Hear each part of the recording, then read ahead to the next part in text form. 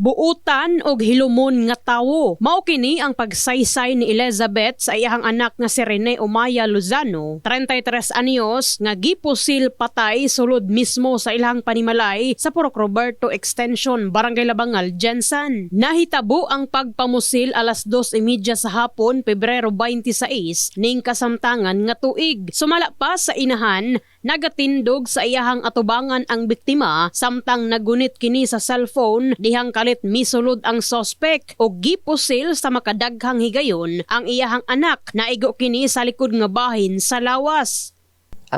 Sakit jud kaayo, ma'am, uy. Di jud na mo madawat, ma'am.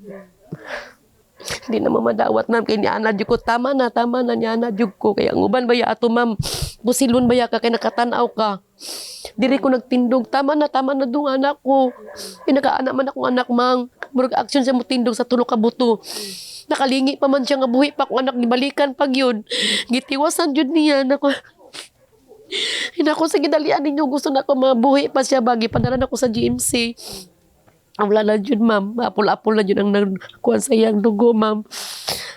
Sigon sa inahan sa biktima nga maoy nakasaksi sa panghitabo, nakasakay sumala pa sa XRM nga puti ang nipusil sa iyahang anak. Nakasuot kini og short pants og itom nga sanina. Dayon misibat palayo sa lugar. Pipila ka semana ang milabay bag-o ang insidente. Ano na matud pay duha ka lalaki nga nagabahis-bahis sa ilahang panimalay.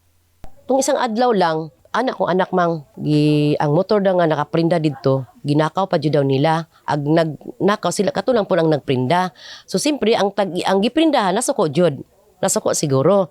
Di gani nang buntag, nagadto na siya diri, nati gisitil na ko ti. Yung may-ari ng pera. Oo, sitilin mo kay ikaw man ang nagaano anak, anong gihimo man nimo nagprinda tapos pagawas nimo ang motor nga wala kabalo ang inyong giprindahan. Kana sila halos-halos diha mga dayo na diha, gikan Marawi, gikan og lain nga mga lugar. Samtang tumbok na usab sa kapulisan ang mga sospek sa pagpamusil nga residente gihapon sa nahisgutang lugar o gituuhang personal nga bangi ang hinungdan sa krimen. Gani, padayon pa nga gipangita sa kapulisan ang mga sospek.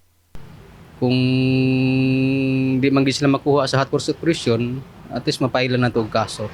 To regular filing, duha ka suspect. Sa karon, anaa sa usa ka lokal nga punerarya sa Jensan ang patayng lawas sa biktima o gisinggit sa pamilya ang hustisya sa brutal nga pagpatay sa ilahang kabanay. In the heart of changing lives, kini si Brigada Enami Mugpon sa Brigada News Jensan. Brigada News.